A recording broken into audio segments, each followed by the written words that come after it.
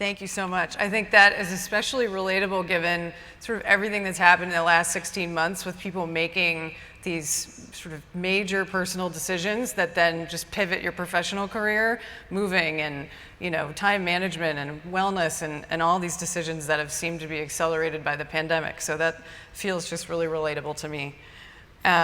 Next, our third and final storyteller, my friend Neal Richardson, our local representative from St. Louis. Neal is the newly appointed Executive Director for St. Louis Development Corporation. I keep thinking this microphone is on, and I'm like talking into him, but this is the microphone I have. Sorry, it's just like, I have to put this down. It keeps throwing me off. So Neal is the new ED for SLDC. There are a couple acronyms. SLDC is an umbrella not-for-profit corporation whose mission is fostering economic development and growth in the city of St. Louis by stimulating the market for private investment in city real estate and business development, as well as improving the quality of life for everyone who lives, works, and visits the city. Neal previously spent 10 years down the hall from me at US Bank in an ascending series of responsibilities, from negotiating and underwriting complex tax credit investments to leading financial education strategy. In his recent role as director of the Business Impact Group, Neal led a team focused on closing economic gaps and creating equitable access to capital for women, people of color, and those in disinvested communities. Neal also had 2 jobs. While he was doing that job, he had a whole other job as the president of Dream Builders for Equity, which hires minority contractors and students to rehabilitate derelict North City properties. Youth participants earn a living wage and journal about their experiences over the summer, after which it is published and sold, with students receiving the profits. A percentage of the property sale is then given to students and placed towards college savings. The organization Dream Builders, to date, has served more than 65 students and contributed at least $350,000 in direct financial benefits to students through scholarships, employment, and book sale proceeds, as well as it's provided home repair and landscaping support to over 50 seniors across the city. Neal is also a member of the Focus St. Louis Board of Directors, Art Space Board of Directors, and an advisory member in the development of the Equitable Economic Development Framework. He was the recipient of Launch Code Dreamers Award in 2020 and was named 40 Under 40 by the Business Journal in 2019. Neal, all you.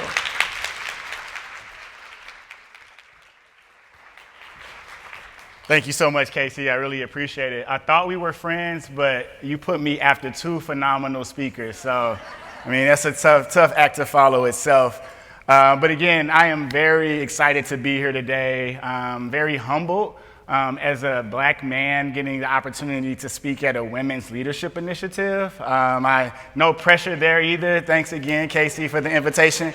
But again, my name is Neal Richardson, born and raised in the city of St. Louis. And as a lifelong resident, I think it's very apt that I start with what neighborhood that I grew up in and, of course, what high school I went to, right? So I grew up in the Lewis Place neighborhood, which is predominantly African American. It is a historic neighborhood, one of the first areas in which Black families were actually, I use this word loosely, able to buy homes. It actually wasn't legal for them to buy homes in that block. But that was the first area and the first neighborhood in which Black families actually began to have home ownership in the city of St. Louis. That's very important to me, and I carry that legacy forward in all of the work that I do within Dream Builders for Equity, but also that I do at St. Louis Development Corporation. The second key question is, what high school did I attend? So it was Lafayette High School out in the Rockwood School District.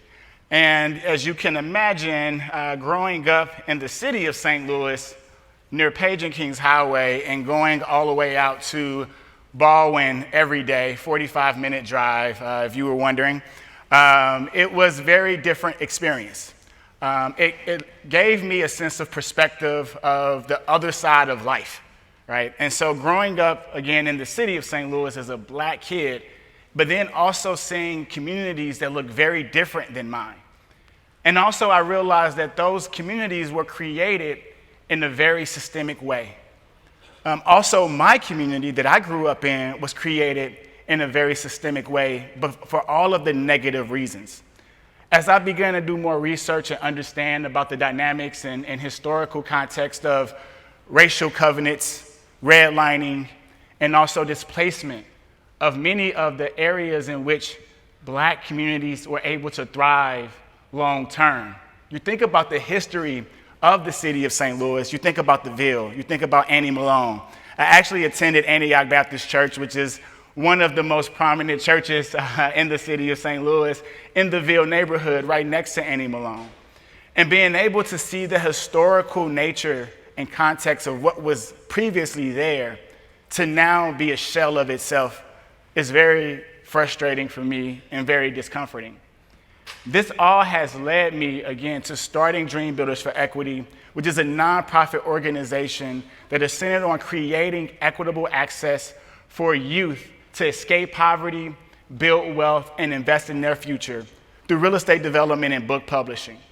Michael Woods, who's not here today, I didn't have any pictures, so he's 6'2", with dimples, if you were wondering, and he would always make sure that I noted that if I didn't show a picture of him.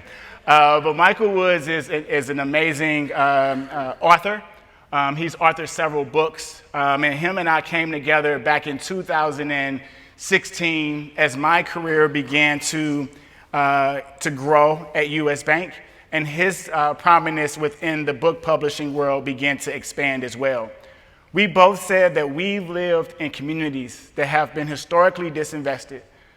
We are those youth that live in those areas today that feel like they have no hope. They don't have access to opportunity. They feel like they can't dream beyond tomorrow because of the devastation that they feel within their families, within themselves, and the devastation they see within their lived environments. And so our goal was really to change that and break that divide. Growing up in Lewis Place, I also seen the very stark differences between what happens on the north side of Delmar versus the south side of Delmar. On the north side of Delmar, you see a population that's 99% African American. But also what you see there is an educational rate that's 1/10 of those that live on the south side of Delmar. You also see home values that are about 1/3 of that in the north side of Delmar as it is on the south side. And finally, you see income levels that are at 1/5 on the north side of Delmar versus the south side. And you say, how is that possible? This is one street. This is one area. But as you go back and again, do your historical research, you see that these areas, these neighborhoods were marked in red lines. And these were the areas that Black people only had a choice to be able to have some sense of ownership, some sense of pride. But over time, we have seen continued disinvestment in these neighborhoods. And we've seen continued investment in areas such as the Central West End. Obviously, we know we have to be able to have clear interventions to change these practices, to change these generations of disinvestment in these areas. And that's what Dream Builders is all about. So Michael Woods and I went out on this journey to build relationships with the St. Louis Public Schools, to build relationships with major employers, to build relationships with the philanthropy community within the city of St. Louis and the region, to talk more about these issues, these challenges, and how we really need to invest into the root causes of crime and poverty in the city. And we wanted to start with the youth. And so our goal was to create exposure and opportunities for every one of these students to be able to explore the various opportunities that they have from an educational standpoint, but also from a career standpoint. Myself, I grew up in Lewis Place. I didn't have strong mentors to guide me and say, these are the opportunities that are readily available to you. Instead, I decided to attend a technical college that was on the same block. So again, I went to high school 45 minutes away, but I went to Rankin Technical College that was on the same street as my childhood home. I went there because people said, you want to get a trade and you'll always make money. And that's very true, and that's very evident. but also the trade wasn't for me. So after going to Rankin Technical College for 2 years, getting my degree in electrical control systems, I decided to get my Bachelor's of Science and my MBA degree from Webster University. That launched me into a career in real estate finance. Starting off at Cushman & Wakefield as a research intern to a property manager, to going to Jones Lang LaSalle as a commercial real estate broker, to then going to US Bank, where I had a great 10-year career, to be able to really understand how I can build skills in order to earn a living for myself, for my family, and build the skills to give back to my community.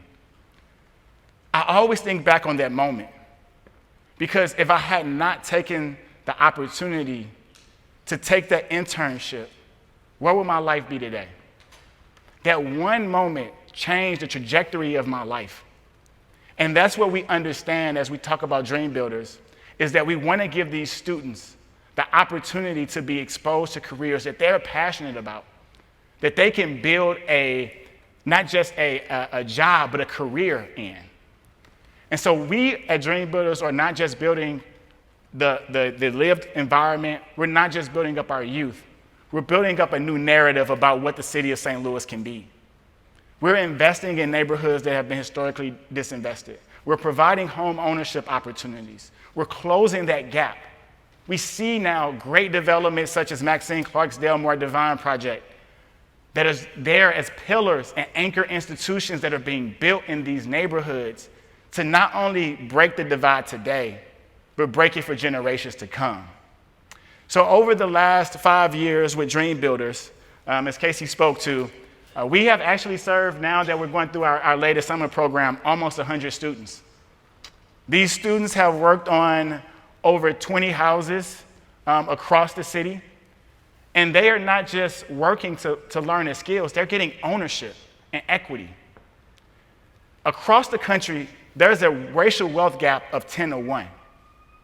That racial wealth gap is attributed to lack of home ownership, disparities in access to capital for businesses and entrepreneurs, but also it is the generational wealth that is being passed down and then being compounded over time.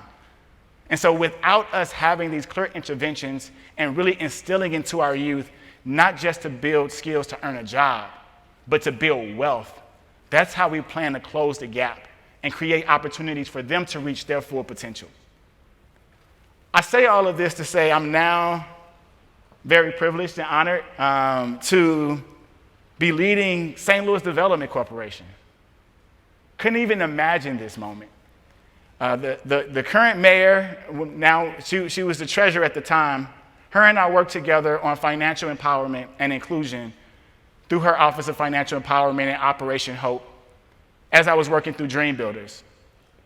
And when she was the presumed favorite and became the official mayor-elect of the city of St. Louis, her and I had a conversation about how do we grow impact into areas that have not had it. In the city of St. Louis, we have Black employees that are earning 48% of what the average white employee earns. We have households that are 1/4 the value in Black zip codes versus white zip codes. We have a higher rate of decline for mortgages, for business capital, for Black and women-owned businesses in the city of St. Louis. Tashara and I both understand that in order to create the full economy, for us to be a robust and thriving region, we have to create equitable economic opportunities for all of our residents, all of our businesses, and for all of our communities to thrive. And we also understand that we must focus on the workforce of the future. We must invest into creating career opportunities for our youth, our underemployed and our unemployed residents to have access to many of the jobs that are coming into our region, whether it's construction, manufacturing, or even the geospatial movement that's happening in the city of St. Louis. We want to see the opportunities that are coming to be realized by all of our residents. We also understand that we must focus on business empowerment.